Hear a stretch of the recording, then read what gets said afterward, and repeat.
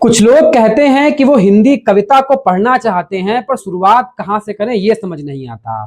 तो शुरुआत करिए महाकवि दिनकर के आदि महाकाव्य रश्मिरथी को पढ़ने से। रश्मिरथी वही महाकाव्य है जिसने जीवंत किया इतिहास के झुरमुटों में गुमनाम हो चुके एक ऐसे महानायक को जिसको इतिहास ने पापी, पाखंडी, अधर्मी तक घोषित करने का प्रयास किया। पर उसके ऊपर निगाह पड़ी महाकवि दिनकर की और उन्होंने अपनी कलम से, अपनी लेखनी से उसी दानवीर महावीर कर्ण को इस कलयुग में पुनः जीवंत किया और उसको एक महानायक की तरह प्रस्तुत करके कलयुग में उसकी प्रासंगिकता और महाभारत के युद्ध में कर्ण की उपयोगिता को पुनः साबित करने का काम किया। रश्मिरथी न केवल कर्ण की कहानी है बल्कि वो संघर्षों में, अधर्मों में घिरे हुए हर एक ऐसी मानव की कहानी है जो आपको जीवन जीने का सलीका भी देती है।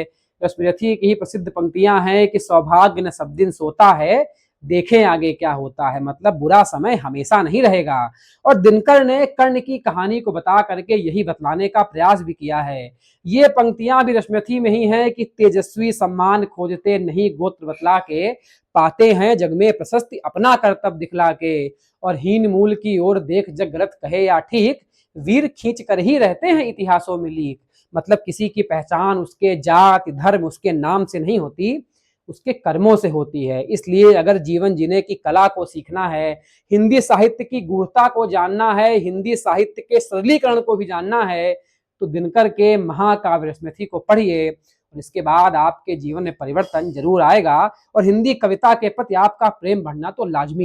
इसलिए जो लोग ये जानना चाहते हैं कि कहाँ से शुरुआत की जाए हिंदी कविता को पढ़ने की, तो रश्मिरथी से पढ़ने की शुरुआत करिए और इस वीडियो को पहुंचाइए उन तमाम लोगों तक जो हिंदी कविता को पढ़ना और सुनना चाहते हैं। बाकी लाइक करिए, शेयर करिए और सब्सक्राइब करिए सत्यपथ को। धन्यवाद।